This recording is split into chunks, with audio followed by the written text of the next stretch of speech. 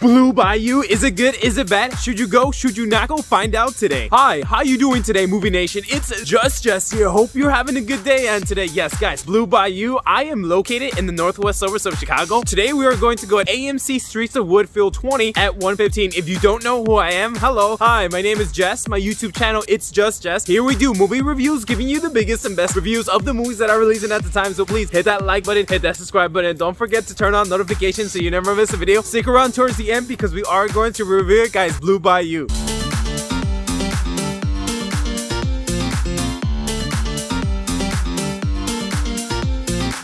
Other than the title of this movie, I'm sorry if I'm not saying some of these names right or the title. So we got Blue Bayou. Alicia Vikander plays as Kathy. She also played in Tomb Raider and also Ex Machinima, which is an amazing movie, by the way. You should go definitely check it out if you haven't seen it. Justin Cho as Anthony or Antonio. Last time I saw him was 21 and over. So what is this movie? Other than being the title of this movie, it's also a quiet city just outside Louisiana, nearby New Orleans, which is also where the movie takes place and for the whole probably rest of the movie. I love that southern accent that Alicia Vikander has as Kathy. Every time she talks, like for example, one sentence in one scene, she's like, is there anything we can do about this? And it's so awesome to see like that raspy southern accent portrayed in this movie with her character because she is the sweetest actor. So seeing that, I just really love that. The movie has this film grain to it, and some of the scenes, sometimes it's just oversaturated. It wasn't crisp sometimes when I watched it. And I'm thinking, why? It wasn't available on IMAX or Dolby, so that doesn't really matter. I don't know if the budget was pretty low, but still, it had, maybe they were trying to convey to the southern accent of the movie, but that's also stretching it, but whatever. It's still nice, but it's not like crisp.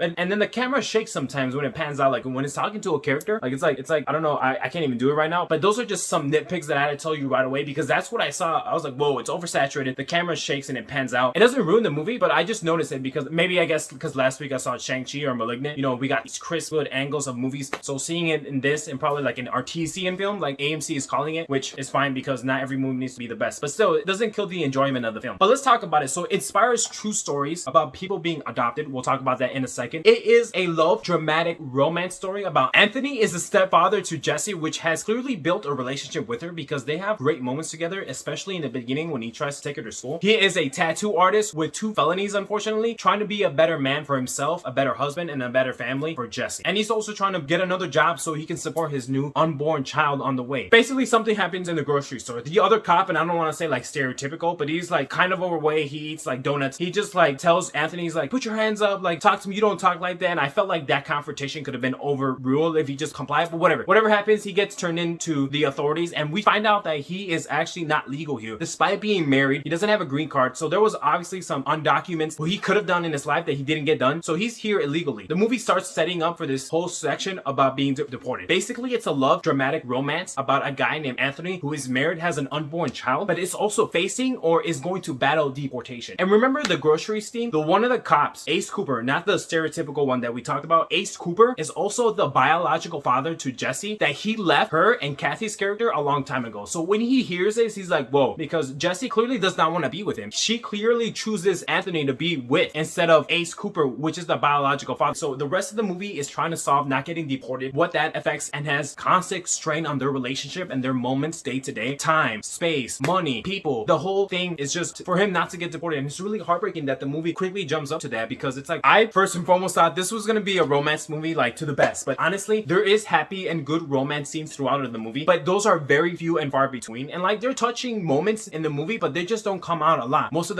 the movie is dealing with the lawyer arguing in the relationships, the crazy past that Antonio doesn't want to bring up because he has to try to solve not being deported, and it gets really heartbreaking to the point where they start fighting against each other. Jesse's in the mix. Kathy's mother comes into the movie, but she doesn't like Antonio. She always tells Kathy, oh, you're trying to fix this man, like you should leave him, because Antonio, based on like what the movie shows, he has tattoos, he doesn't seem like a good father, a good person. However, he does love Jessie and he's trying to do the best. After the movie keeps going, we see that his past isn't so bright and also so deadly, bad, and like mischievous because those 2 felonies come into play. The movie is broken up with this like lake scene with this mysterious girl that I'm not going to talk to you about, but every time it breaks up, it just clearly hints of a new dynamic complexity that the character Antonio has to deal with because it doesn't happen often, but he starts seeing like the blue lake and the boat. Why would they do that? And to me, it's like a nice like break. However, the movie comes to like a crazy halt when he has to go to this one party that he has to meet with this other girl that he met in the beginning. I'm not gonna name the spoilers or anything, but it just comes to a halt. But it's also a great touching scene because Kathy's character plays Blue Bayou in singing for him, but it takes a nice break from the overall relationship of the whole movie that's constrained about him trying to be deported or facing deportation. Even seeing that just humanizes Antonio more because seeing him that he can make friends outside of like what's going on. Seeing this movie is not all happy. Most of the moments I just found myself like dreading the worst. Like something inside of me when I'm watching the movie, it's like knowing that it's gonna be the worst. It's like, oh my gosh, it just feels like a heartbreak that's slowly going to happen, that it's inevitable. Because so many things that can go wrong in this movie, it does. And it's just really heartbreaking to see like just basic real life. Deportation, family, friends, that they have to go back to another place that they probably never been to ever since they were 4 years old. And stay until the end credits because it shows real life pictures with dates, people being adopted, and then going back. Because when they were adopted, they had no idea. They have to go bills, get the green card. Like they don't know about all these documents. Sometimes I don't even know these documents. And it's like, I'm fortunate enough to be like born here in the United States. This movie clearly shows a good representation of like people facing deportation or being adopted or not having green cards or being married, but don't have the right documentation after those certain events. This movie does show a little bit of police brutality and ICE. Shows us like a real struggle about a real life couple. I'm not saying this real couple, but I'm saying it inspires true stories. But it also shows a great representation of everything because even getting money for the lawyer, like Anthony has to do some bad things. And I will say bad things to get money for that. He has to go into his dark past, which I'm not gonna spoil it for you. But it's like a constant struggle, especially with a family member of the mother not like taking on Antonio. She doesn't even talk to him sometimes. She probably wants her to be with Ace Cooper, which is the police cop, but he left her a long time ago. Now the movie doesn't really get into why he left, but you can kind of hear it in the background when he called her. She's like, you left us a long time ago. Anthony was always there for her. And just the stress and financial instability and just the overall complexity of the dynamic of like even getting deported. How has that on like his 2 children, even the wife? I'm not gonna rate this movie. I'm not gonna give it a rating because this deals with real life and like real true stories. To me, I'm just not gonna put a label on that. But overall, I did like it personally. It does a great representation of like unfortunate circumstances that do happen, and it just heartbreaks to see like real life. Because then I started thinking about people that being deported like on Facebook or like on TV. So I'm not gonna rate it. However, I will say I do like it. And it is a romance, but it's like a different type of romance. I don't know, guys. This movie is just a great representation of like a real life couple with everything. Because all the arguments that they have with Kathy, even and Antonio. Antonio's like holding secrets back. Yes, Alicia Vikander is here, and she's like the prominent most actress in my opinion that I believe like that I recognize. Like Justin Chon as Antonio. Yes, he's here and it's about his story, but it's basically about both of them. Just like some regular couple in some states, you know, or like somebody in Chicago right now. All right, guys, that's gonna be everything for me today. Hope you have a great day, and please, guys, hit that subscribe button so you never miss a video, and put on notifications so you can stay up to date on the movies releasing news. Take care, guys.